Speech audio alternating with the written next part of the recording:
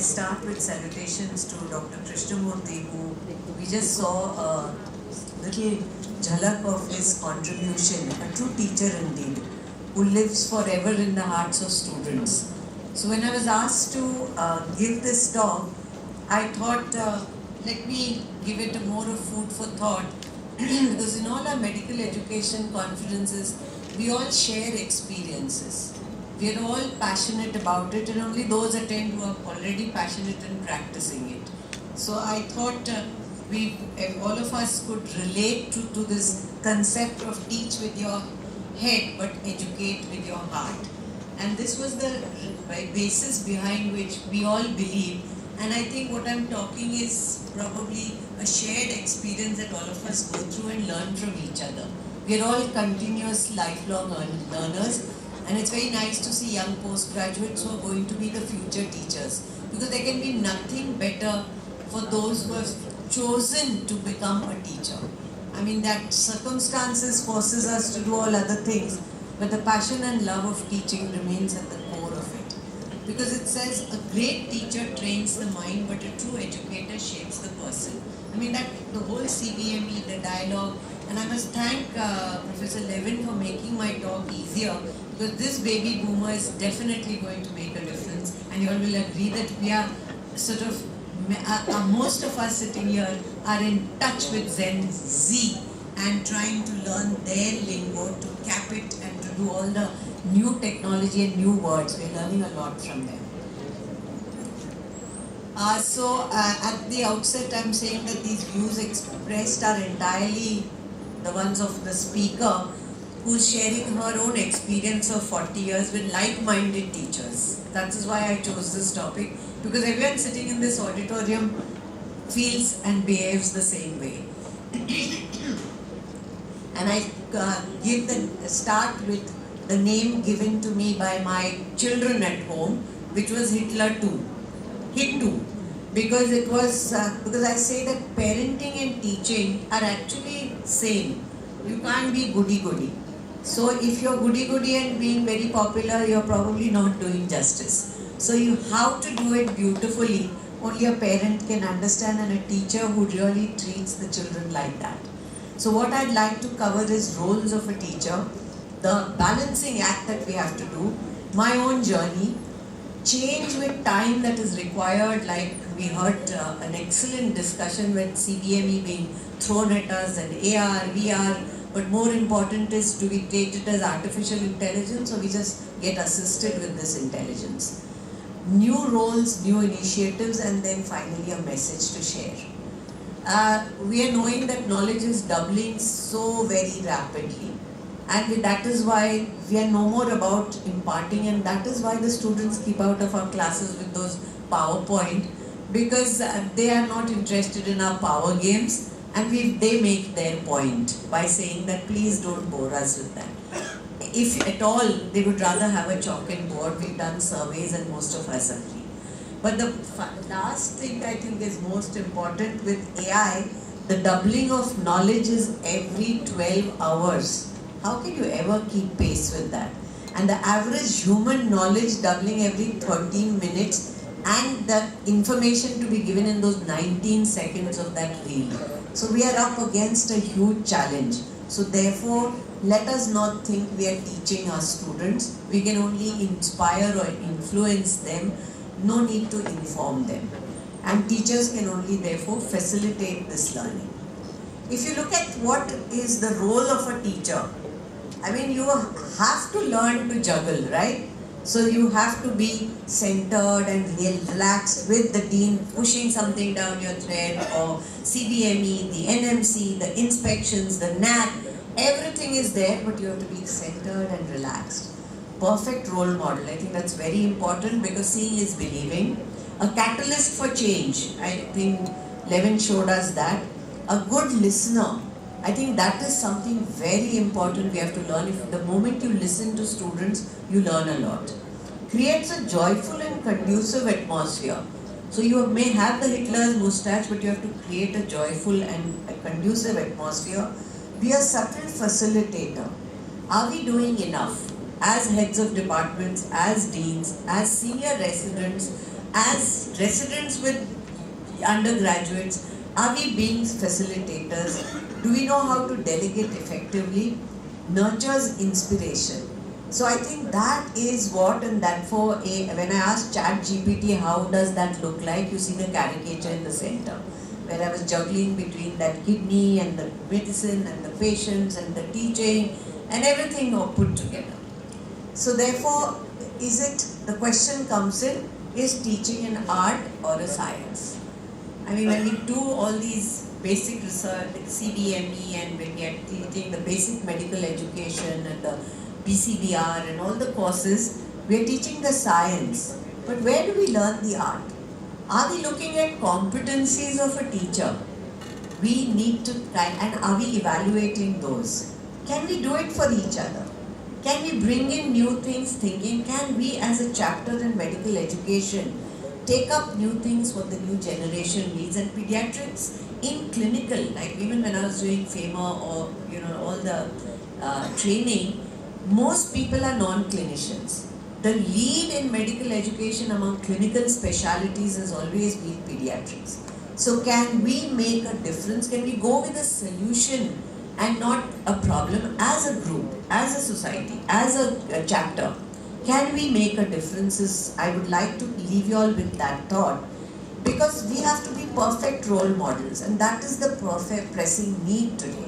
What we have is information is being thrust at them and they are over-informed. In fact, they are confused, they are scared, they are nervous, whether it's your patient, whether it's your student. There's information coming from every second and every 19 minutes they're going to change, and seconds are real. Look at the information overload. Things were so easy when you went to buy a toothpaste and you asked for a Colgate. You didn't have to think. But today with the hundreds of soaps, hundreds of things, and each one always wants to make the best choice. Whether it's in education, whether it's in career, whether it's in clinical, whether it's a parent coming to you, you want the best. So how do you understand and change this information thrown at you, acknowledge if you're continuously only, before you've even gone into 10th, you're thinking of NEET UG, before you've even started enjoying the pleasure of having got into a medical college, you're already into dams and don't know how to say a dam, and you don't know how to do, before you do that, you're thinking of NEET PG and then a NEET super speciality. So this is a vicious cycle of information, knowledge. Where is the time for wisdom? The hair becomes grey by then. So how can we all change this perspective by being a facilitator for bringing in wisdom and using that practically? So are we teaching them do not learn only to earn? Because knowledge without spirituality, without ethics, is like food without salt and sugar, bland. And that is why what is happening in society today is we as teachers are failing, because the new generation, the first generation learners who are going out there are not equipped with the skills that society needs, and finally it is the teacher to blame, not just the student. So therefore what I thought was, I will try, how did I along my journey fulfill these roles, and that how was the evolution? If you see, the student is a truant monkey, full of energy, full of positivity. But from that, and you're the boss when you're the professor. But the moment you become the head of the department, you start bending. And by the time you're VC, which I landed up, it's totally bent. Back to where you started, but now you're bent with wisdom and how little I know of the things that I want to know, and life is running out. So that's the stage that we go through in this evolution, and I went through the same, and the biggest jump was after one jumping into the other, and I'll come to that in a while. So when I look at it, I mean, what are the roles? All of us start as clinicians and want to excel. So whether it's the society needs family physicians, everything you think of when wisdom comes in. But to begin with, all of us want our speciality, our subspeciality. But we have to become, from the beginning, are we training our students to think for solutions? And that is how I started my journey as a faculty, young faculty, of things which became routine practice when there were no NICUs. and saving 800 grams and 600 gram babies and getting into news by using very simple innovations was the first thing I learned along the way. And the second was that where there is a will, there is a way. I went into bladder because there was very little known. And today, 25 years ago, it was something very new. But today, whether it's the VUR or the UTIs, everything is bladder bowel dysfunction. And therefore, getting algorithms in simplistic way was a way to find solutions. So that was a need as a faculty. Unless we go through that, we cannot be role models for our teachers. So we have to learn to find solutions, and pediatrics always taught us that solutions have to be AFAS. When IMA NCI came in, when all the programs came in, affordable, feasible, acceptable, sustainable. This AFAS was taught by pediatricians. And therefore, when dialysis became difficult, the mother was the best. Teaching her how to do it using simple cookers and bringing the cost down to half was a small innovation, and one learned. And by implementing those, today my students who are now HODs and everywhere are keeping this in mind, because when I meet them now in positions of leadership, they tell me, ma'am, wo jo sikhaya tha, we are trying to find a fast. So I think the way is to catch the fish, not to feed them the fish. And being a subtle facilitator, as a collaborator, one learned that if you want to make impactful publications you have to collaborate. And we need to move out of the eye. And if we, as faculty, as residents, we have to ensure that our younger people are the first authors when they are working. We still try to put our names first, so that we have to change. And therefore, we have to move from I to a we. I goes only towards illness. We have to think of wellness. Wellness of the speciality, wellness of the child care. The theme of this is child care through education. So let us today move from that I to a we, because illness will then go away and wellness will come in. I think the HOD I said was the first time where one learned that now things are going into a different way, and that till then we all have a sense of belonging, We belong to a college, we belong to a department. Belonging is a beautiful feeling because someone else is doing the thinking for you. But when you come into leadership positions, you have to change that into ownership. If you have to bring about a change, you can't complain. NMC ऐसे ही करता है, वो ऐसे ही करता है. Everything will continue to happen. But we as individuals, when we come into leadership, whether it's starting with a simple head of a unit or head of the department, what is it that you can change is the first thing that has to, and you have to be the change. And building team and nurturing inspiration. A simple thing, medical education, we would have meetings beyond, considering the whole time was spent, we'd sit once a week in the department to think of what new ideas can we implement to making it fun. And you won't believe it, someone came up in those days, we didn't have biometrics and things so much, now AFMC has that. And we brought a simple innovation which the students hated us and said, you all are too smart. We brought in Tambola tickets for attendance because proxies was common. And they would start from first row to other like this, and we'd tick off the numbers on our little Tambola cards of 1 to 120. So there was no question of giving a proxy. And the students said, trust pediatric department to come out with ways of catching us to do things. So it was made into a fun thing, and whether it was teaching, whether it was OMP, each one faculty had to say what did they try this week. So it became a fun thing, and we could draw the youngsters and the juniors, and the resident as a teacher was actually run as a workshop in the department, so that we could get them to teach. And the undergraduates in their white coat ceremonies, we got the residents to bless them because they said they will be their first teachers. So the residents felt empowered.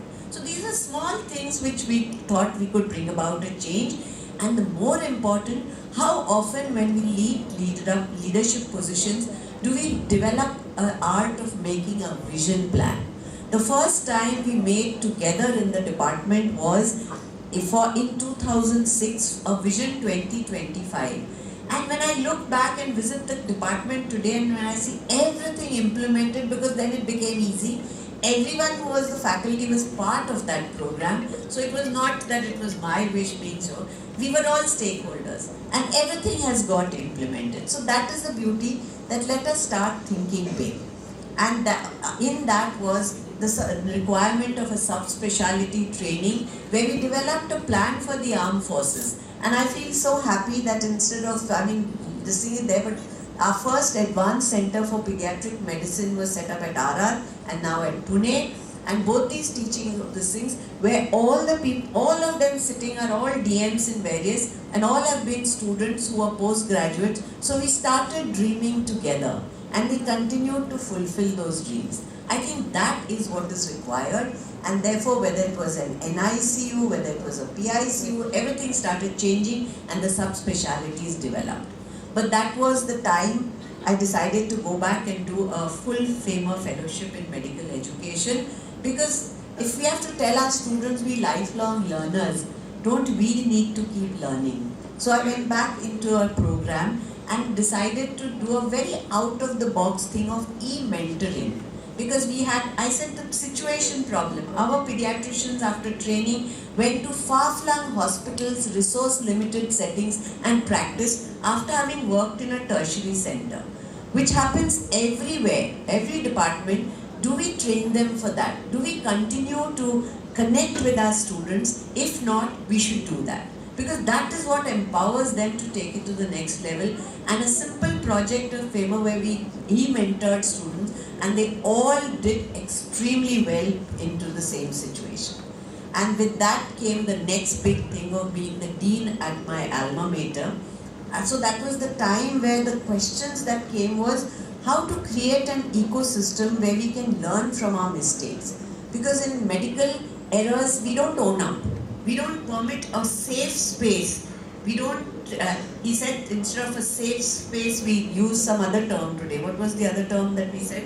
Levin, you told us some other term to have not just a safe space, but a courageous space, I think, or brave space.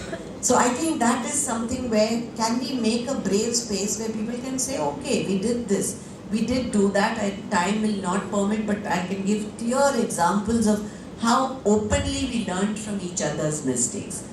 How to create an environment of curiosity, but more important, that we as deans and teachers have a responsibility for the country, for the society, that how can you make them resilient, good citizens. A simple thing, when they would come into their final MBBS and pediatrics, I would strike a deal with the students. The first class as HOD I would go and take and say, look guys, I know you all want to do pediatrics to pass that exam and get your marks. My aim is to make you safe for all the children who are going to look up to you as Dr. Auntie, Dr. Uncle. So let's strike a deal. You'll learn a little of what I want you to, and I'll ensure you are fulfilling that you pass the exams.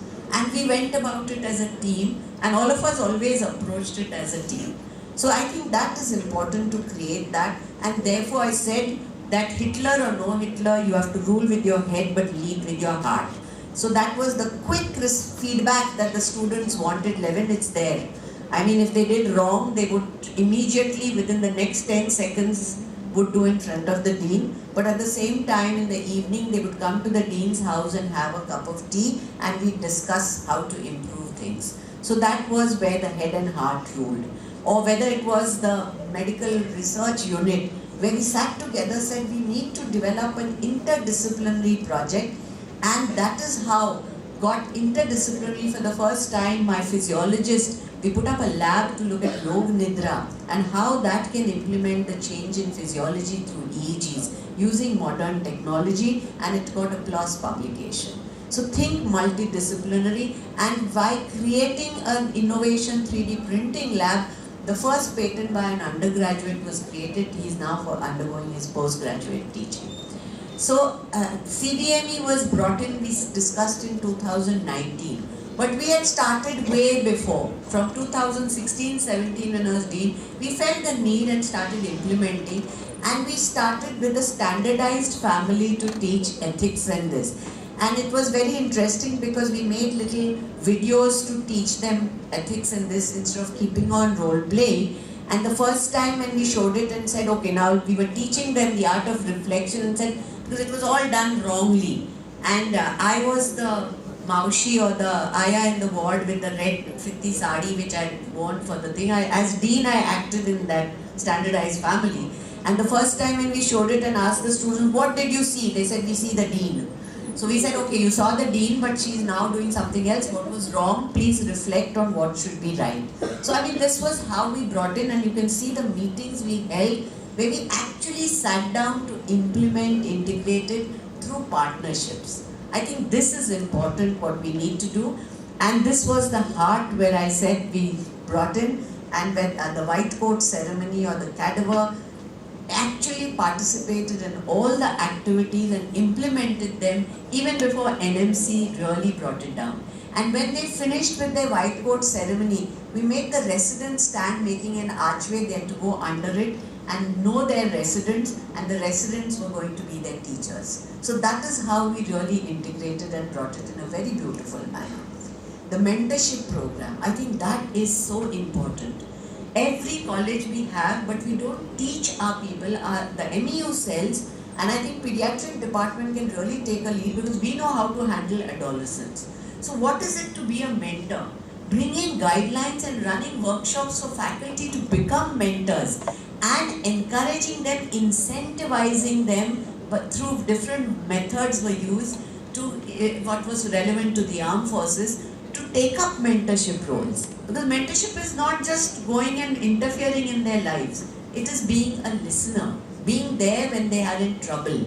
And we created families from first MBBS to final MBBS, and that was something very beautiful, where parents also knew the mentor and knew whom to interact with. And this came in very handy when I was Vice Chancellor, where I started an innovation called Kula Guru Ka Katta.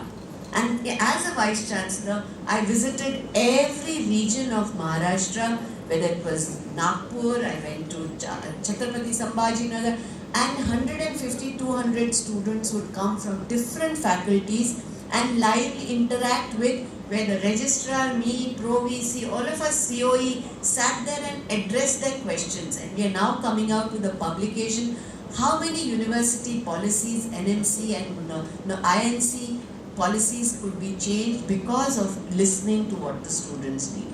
We never had a single strike from MARD, because there was always a town hall which we started for residents, where we understood their problems and tweaked and were told that they will not go on strike until they have first discussed. So that was the tacit understanding. Communication, we say effective communicator, but do we communicate enough is a question we teachers need to ask each other. Then there were of course other things like getting a creche for the ladies working there. But more important was, we started with, is medicine a science or an art? Is teaching a science or an art? And I think finally it's a balance between the head and the heart.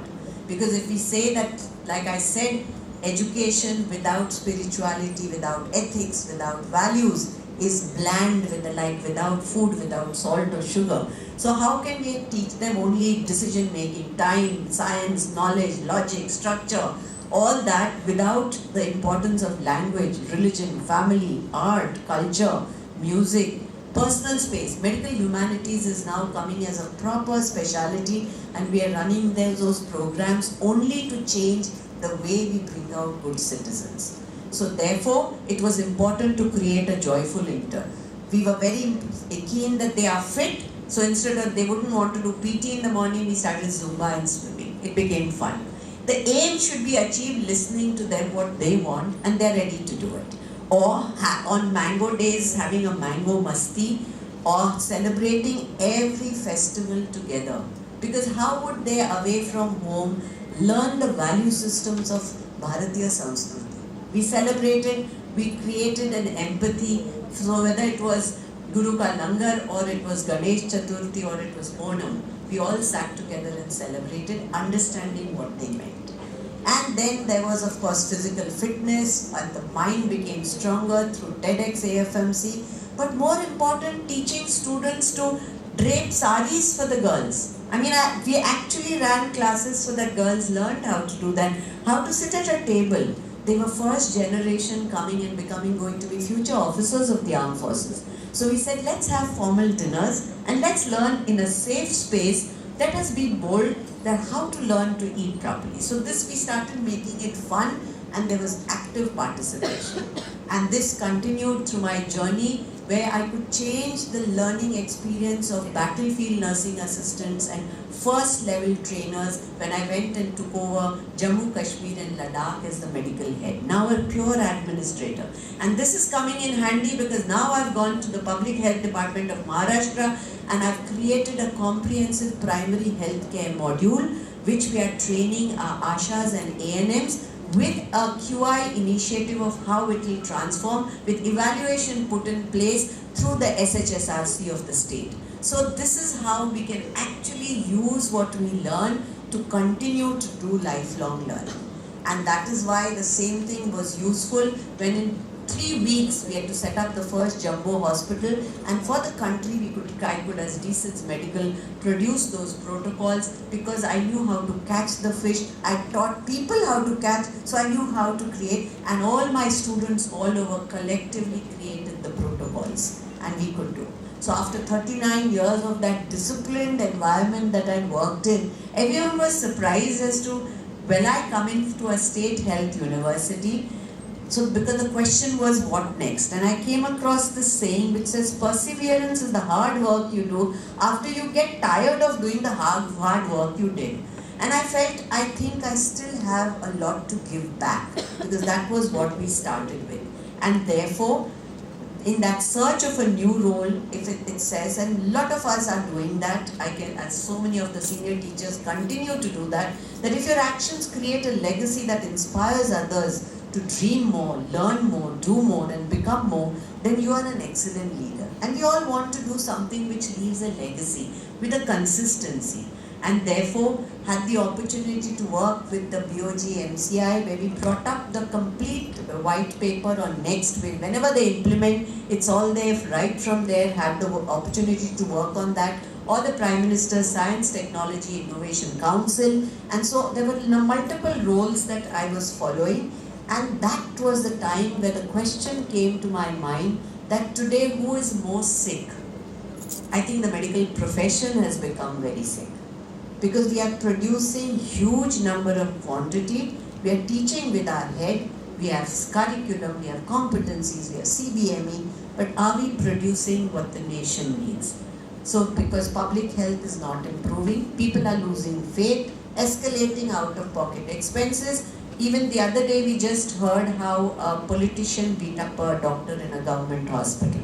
And so in government hospitals there's physical assault, in private sector it is court cases. Where is the respect to that doctor? So when a child is bad, everyone looks at the parents. So when the future doctors are bad, they look at us. So let us look within and say what are we going to do to change that? So it has to start with medical education. If we want to improve childcare, I love the theme of your talk, childcare through education. So first thing is education, align research to health needs, rekindle passion to serve, move from illness to wellness and use innovation technology for the future generation. And if you see in real life what is happening, it's a triangle.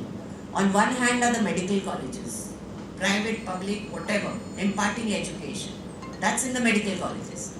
The second part of the triangle is research. The best is happening mostly in ICMR, DBT labs, which is of any significance. The others is just for publication purpose. No earth-shattering fun. And the third part is public health, is in PHCs, civil hospitals, and the three don't talk to each other. I mean, is that what medical education is? How do we get the three to talk to each other was the biggest challenge, and that is why I went down and took on this role where even the governor said कि ये headache काहे को लेती हो? So and I turned around and said, sir, मैंने सिद्धार्थ कभी दिया नहीं है, मैंने दिया है. So that is how one decided to take on that challenge, because I felt at the core of it was a health university and medical colleges where this triangle could meet, and we had these pillars. The National Education Policy of 2020 has kept silent on medicine. But we said, why can't we? So we experimented and implemented a lot of the NEP. Health professionals' education shall undergo tremendous transformation by integrating various systems. But we still feel that no, we will not open our mind to what the public. If you ask the society, practice of pluralism is there. But scientifically, we are not prepared to say what is good and when to move from one system to the other. There's a strong stress on online and digital modality of delivery of content, and it's not only warranted but is imperative. Even Levin showed us that. But we've not transformed. We are still giving the same lectures which students are not interested. So we did a survey as a Vice Chancellor. How do students learn? And what did we do? We took 5 top colleges, KEM, AFMC. So we had an anonymous thing from those, and we took 5 students where they were the low performing. From the controller of examinations, Dr. Kadu, he brought out the list of colleges and we sent out a survey. So we had a large number of students, and just to standardize, we even looked at NEET rank. But what we found was interesting, that the factors affecting the compliance to teaching learning schedule were very different. So if you see, inadequate infrastructure was more, yes, the low performing had inadequate infrastructure, but the student absenteeism was in the higher performing. So the better students are keeping away from classes. Isn't that interesting? When it came to inadequate monitoring of curriculum implementation, it was more in the government and the top colleges. Whereas inadequate faculty, inadequate clinical material was more in the low performing. So I think if you look at this is very interesting. And the same thing when we looked at the learning mode, none of them wanted talks. They wanted technology assisted learning, AR, VR. So we did workshops, we started training in that way, skill lab training. And if you see, what they expect from teachers is ward rounds, OPDs, bedside teaching. They want to learn that, but we want to teach them our lectures and we expect them to come and attend them. They will not. So when we are dealing with the millennials and Gen Z, we have to change and go on to the hybrid mode. The overall quality of teaching, excellent or very good 56%, average or poor 42% in lower. So there's not a huge difference. It's almost similar whether it's a top college or this, the assessment. And therefore at the university we thought, let us be a catalyst of change. Don't give up, just give back and build teams with ownership. And therefore we created a vision document which has become a model for an institutional development plan. How to make a plan. Now that has been taken by the Higher Education Department, Government of India, that how universities should make their IDPs. So this is still there on the website, and we started with teaching students that it's important to care for the environment. Every college needs to do that, every university. We don't need to wait for Swachh Bharat and Modi ji to take a broom and show us how. We have to start with cleanliness. So we made it. So this was there, and my husband sitting here, he took full interest. We lived on the campus, the first VC to live there because it was absolutely a jungle. Transforming that into a green heaven was the first step, because seeing is believing. We tell even our students, if they see us do something, they will do. Students followed us, students helped us, they became part of it. And I'd love to see this lower area, which was a stone quarry. That is the lake that it was transformed into, whether it's our canteen, the entire places, and the same houses which were booth bungalows with years of rubbish dumped in were cleaned up. And today the registrar, the controller of examination, VC, Pro VC, all are living on the campus. Where there was no water, Nilufa was there and took the photos. We are now having a biodiversity park there. The second thing we did was Garden of 5 Senses. We have forgotten how to enjoy it. We want to only give information. So we said, let us teach students that it's important to look after nature. We made it totally plastic free. And where we made these eyes with local artists, we planted trees around like that. So when it was vision, there was color, there was acuity. We'd even put a board of braille to say this is also vision. The hearing had sounds, the nose had all the flowers, and the tongue and the mouth had all the fruit orchards. And this was how we started, and every person there. When CBC Commissioner, now he's Niti Aayog, Balasubramaniam visited, he said, we are talking of creating कर्म yogis. Madam इस university में तो सब कर्मचारी कर्म योगी बने हुए, because everyone does it with pride. They follow lead. So when we come into leadership, at every level, we have to be responsible for the area that surrounds us. There's no point talking climate change. We have to make the change. We started SIP. SIP was, I called it my structured investment plan for the future, to get youngsters to think multi-directional, multi-dimensional, multidisciplinary. So it was given for all pathies, and we had learning objectives, which is the publication is just coming out. In 4 years, from 24 institutions, 144 students. This year we had more than 1,500 students going to more than 120 institutions. They went to IITs, they went to environment institutions, they went to NARI, they went to the labs. They worked everywhere and they learned on the ground. So this was something which was my summer internship project, electives under the university. So this was how we implemented. And this was how they actually learned research methodology, where we made 22 teams, 300 students and faculty, totally voluntary, no funds written for governments. But we took them to 18 villages in remote, from Himalkasa. I accompanied a couple of them right to Hidur, where they learned to communicate with tribals. We did a survey, and that is forming the basis on which the Maharashtra's tribal health policy is being made. It's a thesis that has come out, we've presented it to the government. But this is how a university of health became relevant to the state, not just continuing to this. And because the youngsters, and we're looking at entrepreneurships, we are teaching students on finances, management, things they want to learn, how to innovate. We set up the first incubator called Disha, which is the Developing Innovations and Systems of Healthcare. To keep in touch with in times, we created our own LMS, which other universities are now copying, through which we had EBSCO giving us a digital library reach out for all colleges to pay only 70% of a huge reduced 1/5 of their library spending, and 30% to the university. Every college which became part of it got a subscription for faculty and students for every journal, including a bedside tool and opportunity to use AI through this on their telephones. So we kept in times with the thing, and Professor Levin will be very happy to see that this university really went out, understood what the students needed and went out. We created a first course in Digital Health Foundation course and used IIT Mumbai's Koita Center with an NGO, put it free of charge.